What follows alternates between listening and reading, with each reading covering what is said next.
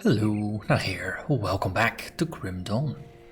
We are playing with a Drain Essence Death Knight on hardcore, on ultimate difficulty.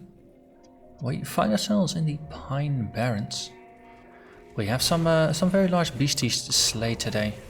With a bit of luck, we might even make it to the castle, where we have a very angry beastie to slay. I seem to recall that on Elite he didn't quite want to die, so let's see if he changed his mind here on Ultimate. But that's gonna have to wait a little bit. Before that, there are all of these beasties down here that need to be vanquished. We have a Queen Mogara to slay. And along the way, there's gonna be some manticore poison glands that we need to pick up. But that's more just a happy side effect from what we're doing here anyway. Okay, some Grobble blocked the way here. That's totally not cool.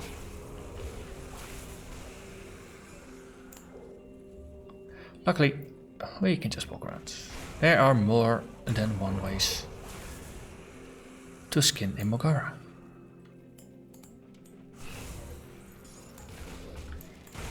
So these manticores, do be careful. They do tend to have some decent alpha strike damage. So meaning if a pack of those monsters charges you and all hit you at the same time, it can be impactful.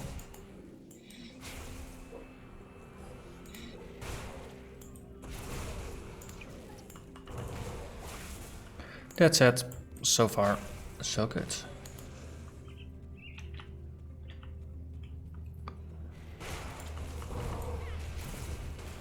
Just doing a bit of a taunt, it helps. See, they hurt. They hurt quite a bit. Look at that.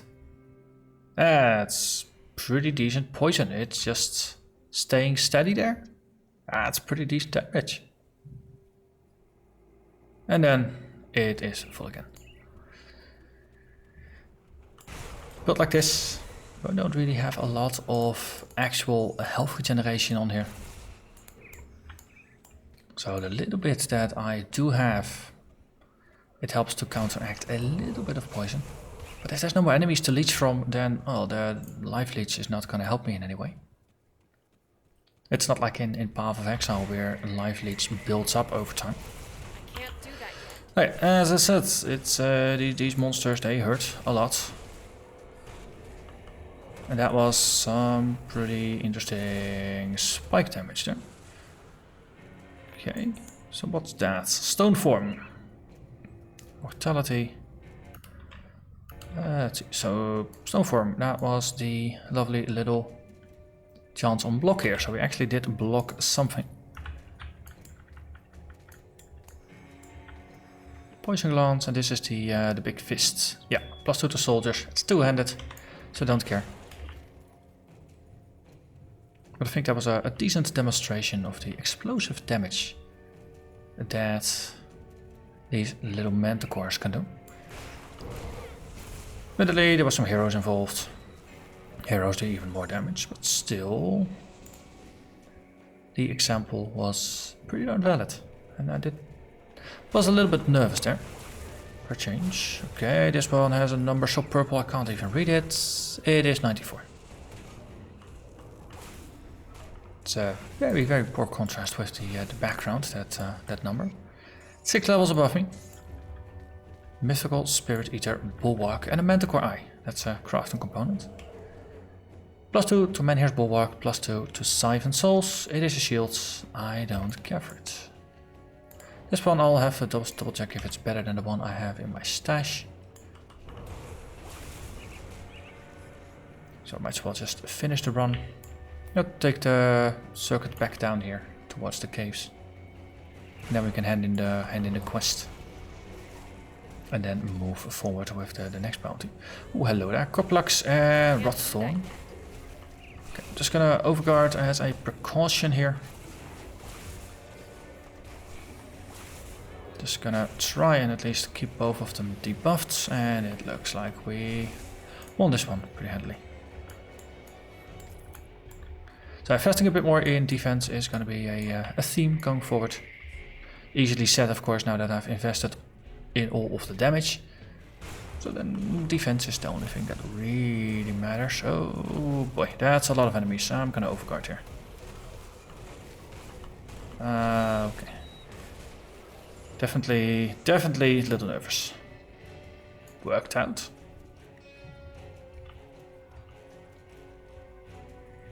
This is what's known as pushing a build to its limits. And seeing if it doesn't completely fall apart. Brinebark, the Frozen.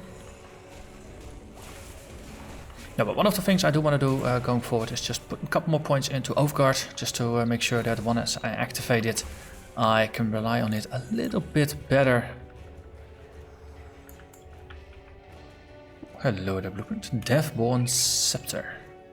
One-handed scepter, bonus to Bone Harvest, crit damage bonus to Bone Harvest, bonus to Bloody Pox. We got ourselves a mythical Shadow Spark Hood. That's a Demolitionist and Nightblade. That is one that I do want to put in the collection. Mythical Scorch Rune Leg Wraps. It's not relevant to the build. There's no bonuses to all skills on there, so just like the Spirit Eater Bulwark, just not valuable enough to save. As I said, let's go back and hand in the quest and then pick up the next one. I have the Venom. What do you want? I will look for your beastie. Mugara, least it. What do you want? I will kill the Gloomweaver. Okay. There's that, and there's the portal.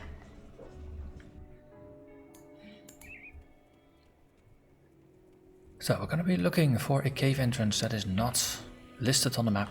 Oh, hello there. You are reflective. I'll just overguard again, because there's a lot of very eager buddies of yours that are just barging in. Just shout at them a little bit, reduce their damage for a couple seconds. Then just siphon souls, reduce their offensive ability for a couple seconds. And ooh, are those mythical Spell Sage boots? Oh, I'm using Mage Lord's Greaves. That's almost Spell Sage boots. Dang it. That's too bad. Was looking forward to just drop in upgrades. Spell Sage boots, I think we used something like this before. Could be. Bit of resists. Bit of movement speed, bit of energy regen, yada yada. Not as impressive as the Mage Lord's Greaves. Okay, so looking for a cave that is not on the map, like this one. See? No markings. That felt nice. Just walking into Bloodbriar's lair, not having to look for it like the previous time, because I think we ended up just scouting through most of the area before finding it. This way, first place I look. It's always nice to just get a break every once in a while with that.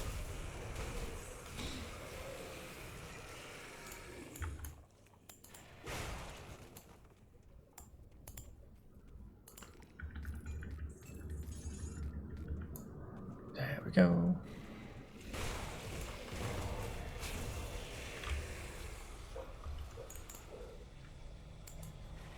And there we go, some more. So the other day someone reminded me that experience potions are a thing. The Malmouth faction sells you experience potions once you get enough reputation with them. I did buy a couple of those experience potions back once we wrapped up Elite. And they're nicely, though, just chilling out in my stash, looking for the good moment to use them. And now for an hour they just double the experience gain that you get.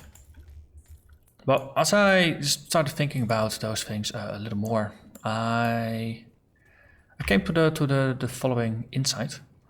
If you use those potions, then for an hour you're gonna gain double experience. So your XP bar is gonna increase about twice as fast as it normally would. That skill's not ready. For killing the same amount of monsters. Killing the same amount of monsters is also gonna give you the same amount of loot. So therefore your gear is roughly going to get stronger at the same rate.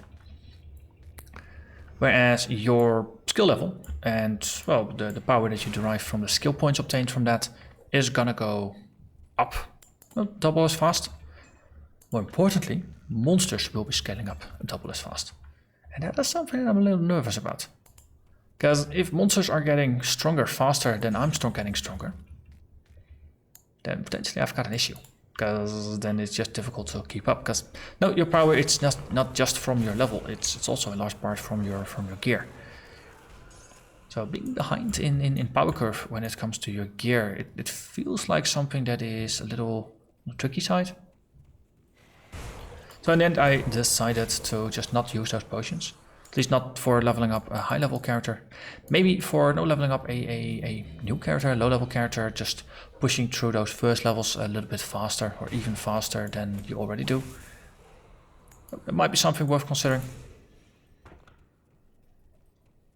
But I think it would be a waste if I end up making the monsters even stronger than they already are, without really having the gear to back it up. Oh, fair point, of course. Level 88, level 94 is going to be one of those nice levels where I can actually equip some of the gear that the monsters have been dropping, the highest tier of unique gear. After that, now the last couple of points are just a little icing on the cake. More spiders after the party. Yay, good for your timing.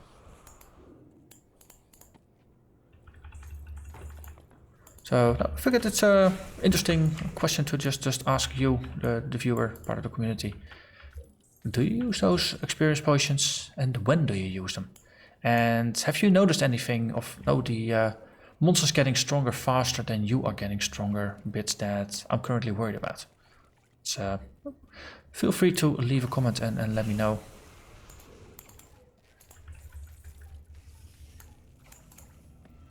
Because of course it's easy to analyze something in one way and then just miss a couple of points that other people would consider. So I think we killed about all the things that need killing. Hello there, Trog Bloodmage. Hello there, Spider. It's always nice being able to charge into a group of enemies with Blitz. Blitz is still very, very helpful as a movement skill. As much as I like the Nomadic Burst on the Nightblade for just moving faster and the Shadow Strike for just backstabbing things, Blitz is nice and simple. There's no cooldowns, it's just you charge in, you hit enemies. Well, there's a cooldown, but it's not too large. It seems like very, very efficient. Okay, let's head back and get our final quest for this area. Let's see, might as well just sort items a little bit so we don't be overflowing too much. So the Gloomweaver's gone, we got some rep, we even got the Will of Ratosh to level up, Slaying Bloodfeast. Blood Briar is no more, and we got a bunch of stuffs. Also a bunch of money. Money is now accumulating rapidly. The loot that drops is worth quite a lot of money. And I don't really have any money sinks anymore. Don't really have any large crafting projects going on. So money just accumulates, which is helpful, I guess. It's good for the future crafting projects.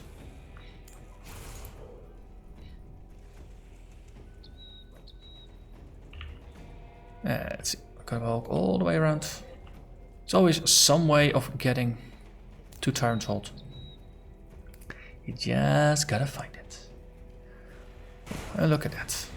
There's another devotion shrine here that don't need to do. I think this is one where we needed to insert an item anyways. So that's not gonna be all that relevant.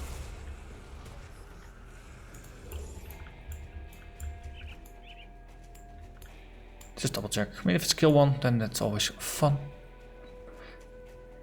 Is it desecrated? No, it is not. It's just ruins.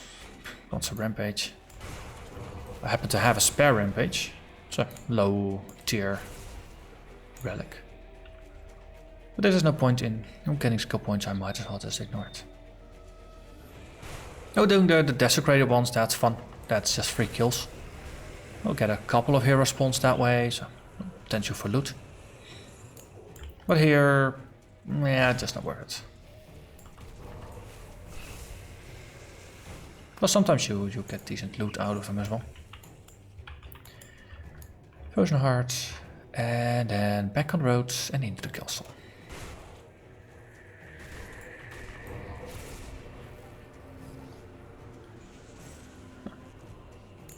Well, killing bunches of Grobles still seems to be fine though.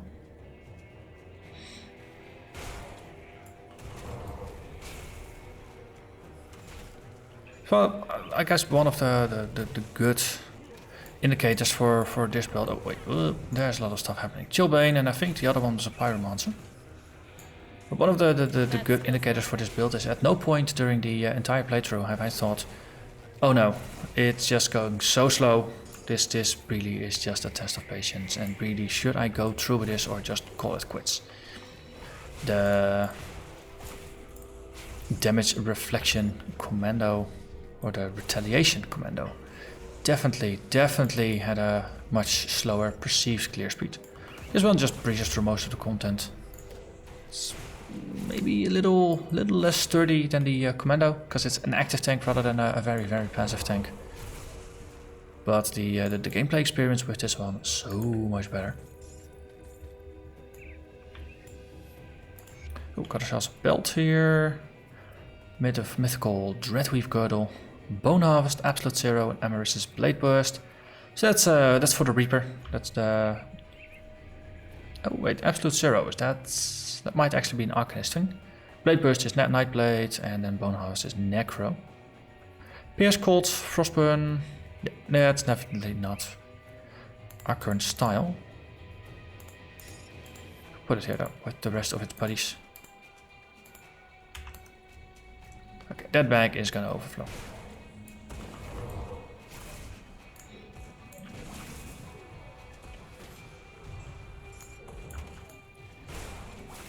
Every once in a while you find some very nice level 94 mythical item that has some kind of interesting activated ability or some kind of interesting game mechanic, and I always find myself thinking that it really is a shame that those things drop at level 94.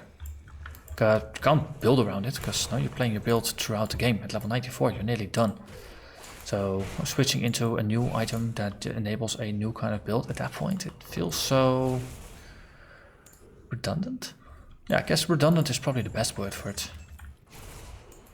Though, in my defense, I'm probably a bit of an odd player in that regard, since I enjoy the journey, leveling up a character, building up a character much more than the end game. Once I hit level 100, once I kill all the things that need killing, then that's it. I want to go on with the next character, the next adventure, rather than endlessly grinding dungeons and getting better loot and things like that. Ooh, hello there. You look like someone who wants to be a football. Yes, I'll kick you. And then I'll kick you some more. And then guess what? I'm gonna kick you even more.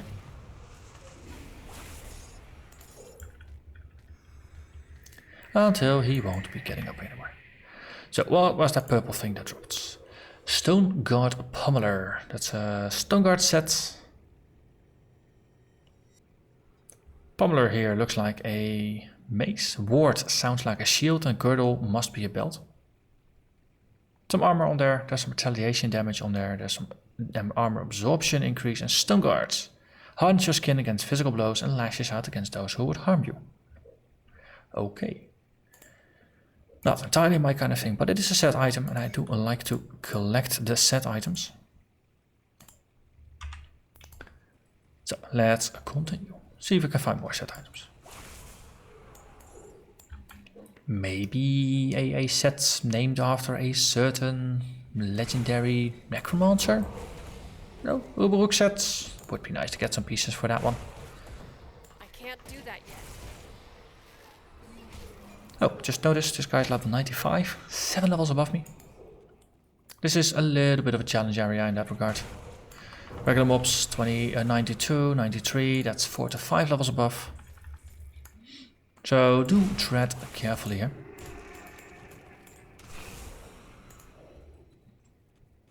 Also, this might actually be the highest level character I've ever had. Yeah, this actually is the highest level character I've ever had.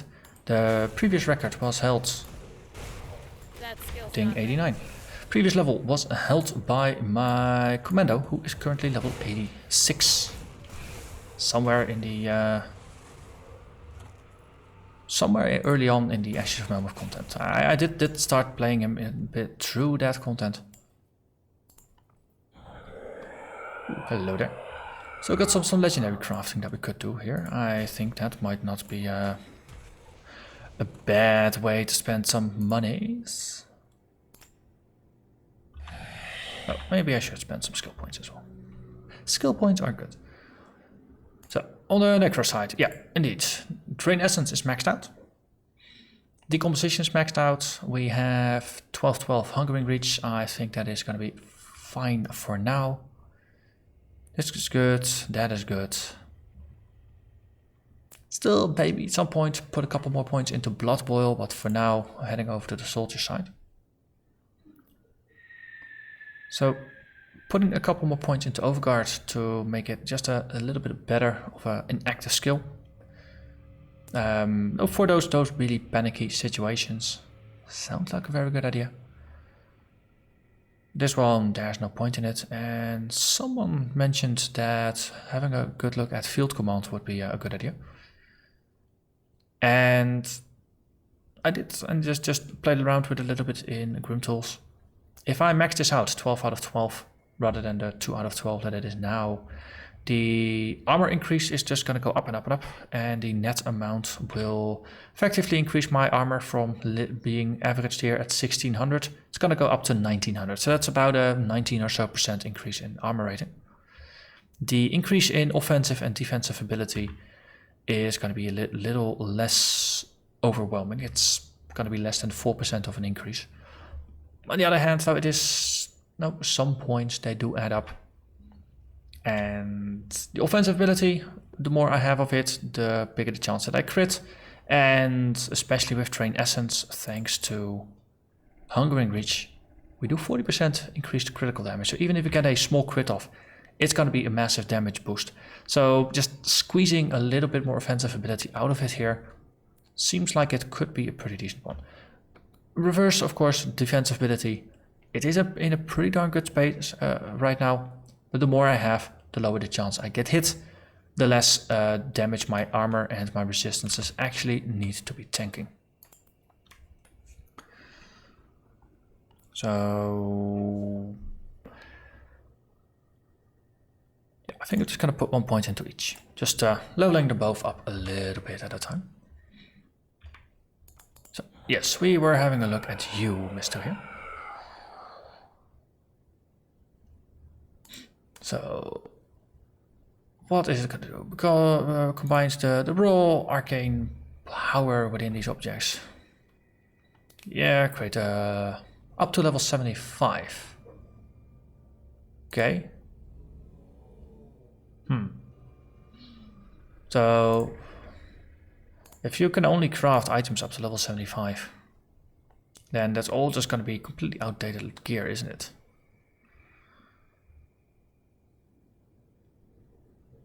I'm a little underwhelmed. So, you know what? I'll just craft 1 armor just to see, just to double check. And indeed, this is just a level 65. Okay, so tooltip was not lying. It's just creating low level crap. Yeah, not for me. Thank you very much.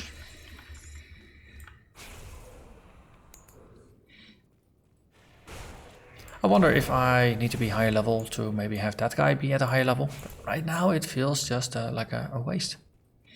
Or it just allows you to craft some stuff for future characters, maybe. I mean, if you can get yourself some level 75 sets, then at least you have something to level into, I guess. Sort of, kind of, maybe. Still feels underwhelming. Which is too bad. But I guess obtaining your gear from just a vendor, maybe not the most spectacular of ways of obtaining gear. So from a gameplay experience perspective, I can understand it. But at the same time, then you're wondering like, okay, what's the real purpose of it if it's not for this character?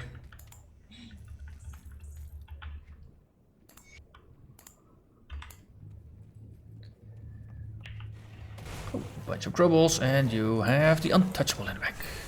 Well, don't think it's all that untouchable.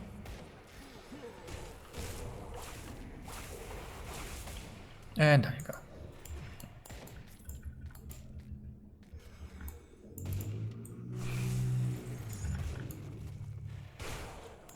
Hello.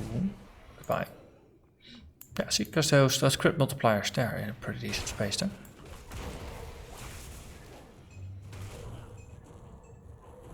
And there you go. Most of the time when there is a crit, 1.63 comes back quite often.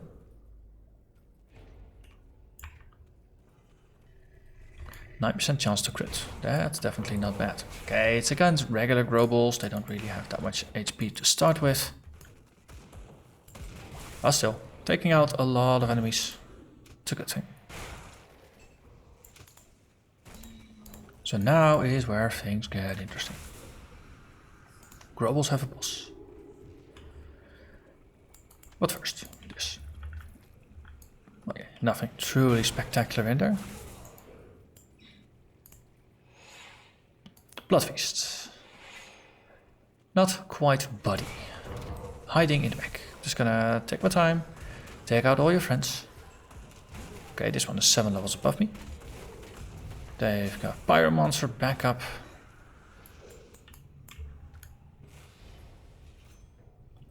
And then there we are.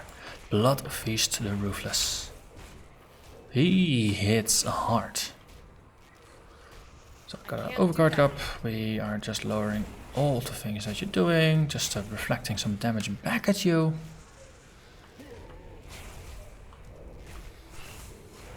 Of course, keep in mind, I am still just face tanking him, not trying to kite the damage in any way, shape or form. That's another strategy I would prefer to postpone as long as I need to. Just like drinking health flasks and drinking energy flasks and things like that. The more I can do just by myself, using the tools available to me in combat, the better. Let's see, this is the rubbish thing I crafted, so that means here we have mythical Storm Titan threats. So 25% chance to cast Storm Titan, becomes suffused with lightning, shocking all who stands too close to your presence. So that's just lightning damage. We have +2 to counter strike, which was overhauled a while ago to have its weapon damage component scale with level. So at the base level 1 +1, maybe not doing too hot here right now. On the other hand, it is an aura that is going to be up all the time, and therefore it is easy to just attach celestial powers to. And we got another one. Mythical Ixalar's Rage Flame. 10% chance to cast Rage Flame and boost a bunch of fiery skills. So we'll just put all of those purple things in the back, and then we'll have a look at it later. Or I'll have a look at it later, putting it away. So we looted all the things that need looting. Then we can go back to the waypoint, have a chat with the folks in the Pine Barrens. There you go. Wasn't easy, but it's dead. Very, very much so. And then we can go back to Homestead. So already picked up all the questies last time, so I can now just activate those again.